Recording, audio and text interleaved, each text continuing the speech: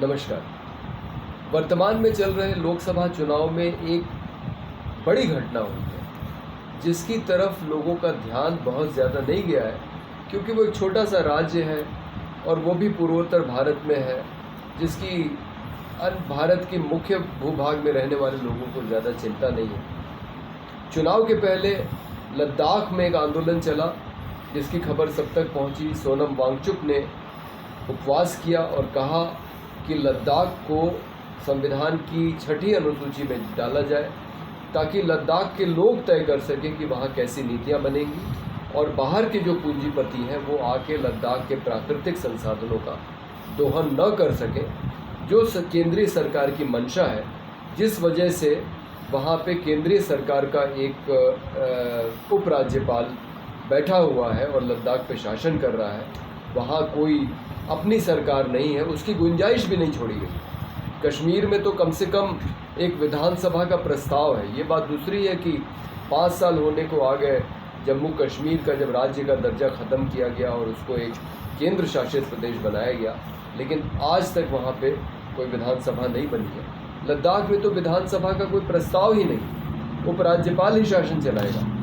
तो इसमें सरकार की नीयत ये है कि वो अपने पूंजीपतियों को अपने उपराज्यपाल के माध्यम से फ़ायदा पहुंचाएगी, जिस बात को लद्दाख के लोग समझ गए हैं और इसका विरोध कर रहे हैं। लेकिन इसी तरह की एक घटना नागालैंड में हुई। इस चुनाव में 6 जिलों के 4 लाख मतदाताओं ने, ये इतना बड़ा क्षेत्रफल है कि 20 विधानसभाओं को कवर करता है, और लद्दाख और नागालैंड की जो विधानसभा है उसका करीब 1/3 हिस्सा है। ये 13 लाख वोटर है नागालैंड में। आप सोचिए कि 13 लाख मतदाताओं में से 4 लाख मतदाताओं ने, करीब 1/3 मतदाताओं ने वोट ही नहीं डाला। लेकिन ये कोई अनहोनी घटना नहीं है नागालैंड के लिए। नागालैंड में 1952 में जब देश में पहला लोकसभा चुनाव हुआ, तो पूरे नागालैंड में ना तो कोई उम्मीदवार खड़ा हुआ, ना कोई वोट डालने गया, यानी कि पूर्ण बहिष्कार हुआ। लेकिन उस समय बात ये थी कि नागालैंड को ज़बरदस्ती भारत में मिलाया गया था। नागालैंड ने अंग्रेज़ों को एक ज्ञापन दिया था कि वो स्वतंत्र रहना चाहते हैं, और उन्होंने अपनी आज़ादी 14 अगस्त को ही घोषित कर दी थी। तो उसके खिलाफ उन्होंने भारत का जो पहला चुनाव हुआ उसमें मतदान नहीं किया, क्योंकि उनका कहना था कि हम भारत का हिस्सा है ही नहीं। खैर, आज परिस्थितियां बदल गई हैं। अब वहाँ जो सबसे मजबूत संगठन है, national socialist council of Nagaland, nationalist socialist council of Nagaland, Isaac Muivah, वो कहता है कि हम भारत के साथ सह अस्तित्व में रहेंगे। मतलब हमारी अपनी यहाँ अपने तरीके से सरकार होगी, हम भारत का हिस्सा ज़रूर रहेंगे, लेकिन हमारा संविधान और हमारा झंडा होगा। लेकिन अभी इस पे कोई सहमति नहीं बन पाई है भारत सरकार के साथ। लेकिन इस चुनाव में एक संगठन ने, जो पूर्वी नागालैंड में है, उसने ये कहा है कि लद्दाख की मांग की तरह उसको एक विशेष दर्जा दिया जाए, अलग राज्य बनाया जाए, ताकि वो अपने विकास के फैसले खुद ले सकें। और इस मुद्दे पे 4 लाख मतदाताओं ने मत नहीं डाला।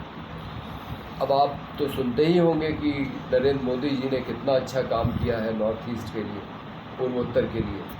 वहाँ पे लगभग हर एक राज्य में उनकी या उनके किसी गठबंधन के साथी दल की सरकार है।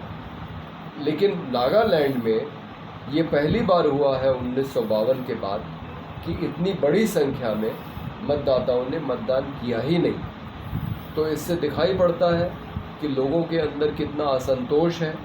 वो वर्तमान सरकार की नीतियों से बिल्कुल संतुष्ट नहीं है। उनको लगता है कि ये सरकार जो केंद्रीकृत ढंग से सारे फैसले लेती है, ये मनमानी करती है। और जिस तरह से लद्दाख के लोग खड़े हुए हैं भारतीय जनता पार्टी की केंद्रीय सरकार के खिलाफ, उसकी नीतियों के खिलाफ, उसी तरह से नागालैंड में भी पूर्वी नागालैंड के 6 जिलों के लोग, 4 लाख मतदाता भी अपनी मांग को लेके उन्होंने एक दूसरे तरीके से अपना विरोध दर्ज कराया है। ये भारत के इतिहास में और नागालैंड के इतिहास में एक बहुत अनहोनी घटना है। और अगर भारत सरकार ने जल्दी ही नागालैंड के लोगों की जो भी मांग है उस पर अगर कोई कार्रवाई नहीं की, उनकी बात नहीं सुनी और उसमें कोई हल नहीं निकाला जिससे कि लोग संतुष्ट हों, तो आगे क्या होगा, ये आंदोलन क्या रूप लेगा, ये हमें अभी मालूम नहीं। लेकिन NSCN-IM के साथ भारत सरकार का, नरेंद्र मोदी सरकार का 2015 में एक समझौता हुआ है जिसमें एक साझा संप्रभुता की बात है। तो अगर आपने उनके साथ समझौता किया है तो आपको ईमानदारी से उस समझौते को लागू करना चाहिए। और अगर अलग संविधान और अलग झंडे की मांग है तो ये कोई इतनी बड़ी मांग नहीं है। कश्मीर के पास भी अपना संविधान और झंडा था। कश्मीर के संविधान में लिखा था कि जम्मू और कश्मीर भारत का अटूट अंग है। तो इस संविधान से किसी को आपत्ति क्यों होनी चाहिए? तो जो लोगों की आकांक्षाएं हैं, अगर हम उनको संतुष्ट नहीं करेंगे और हम ज़बरदस्ती अपने तरीके से वहाँ शासन करना चाहेंगे, जैसे हम लद्दाख में कर रहे हैं, कश्मीर में कर रहे हैं, तो लोग असंतुष्ट ही रहेंगे। धन्यवाद।